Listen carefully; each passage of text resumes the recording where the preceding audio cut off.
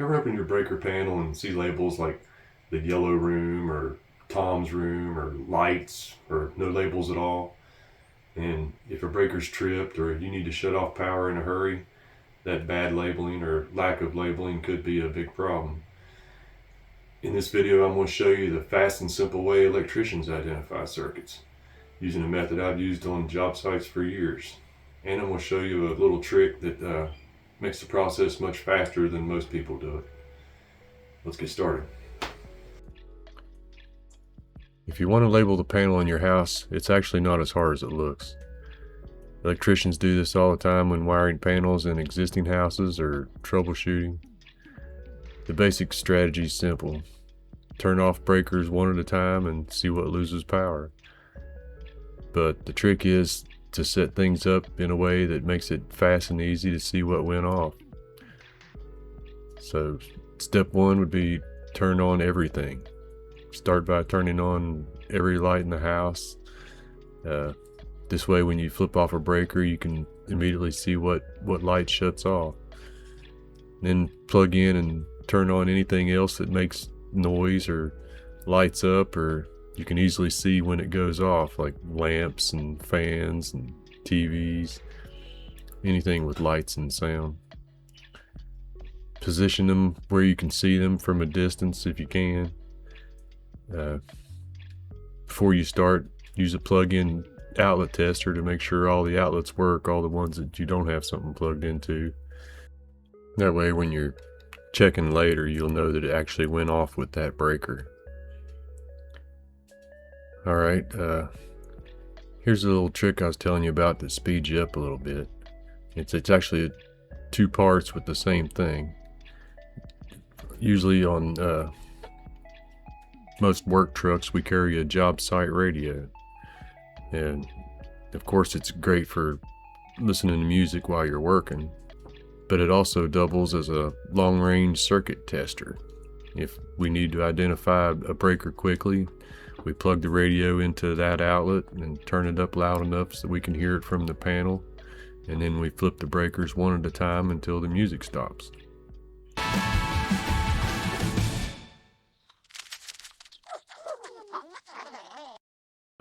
Sometimes somebody has to stand halfway between the panel and the radio and yell when it shuts off, if it's a farther distance.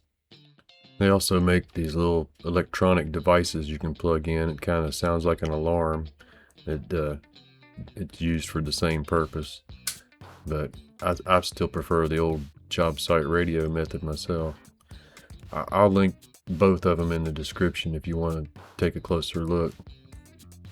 But here's how you use it for labeling a panel. Like I said before, you plug in stuff that you can see goes off easy in a lot of places. The radio I would put in a place that's hard to reach and that you don't want to have to keep going to, like the one outlet at the top of the stairs, or way out at the end of the deck, or somewhere in a location that would save you time to not have to keep going there and check. So I'd use the radio because you can hear it from a distance in that case. And if you have any outlets left over at the end that you still don't know which breaker they're on, you can plug the radio into them and do the trick like I was talking about before that we do on the job sites, and just plug the radio in and flip the breaker one at a time until the music stops. Okay, now that you got everything set up, you go to the breaker panel and you start flipping the breakers one at a time, and flip it off and look around and see what lost power. You might see the lights go out, or the fan will stop, or the lamp will turn off, or the radio will stop playing. When you see something shut off, go to that area and check and see what else has stopped working, so that you can properly identify your circuit, and use your outlet tester and check all the outlets near it. And then try to label the circuit as best you can. Don't label it with description like Dave's room or green bedroom. Those labels quit making sense when people move, or rooms get repainted, or the house gets sold.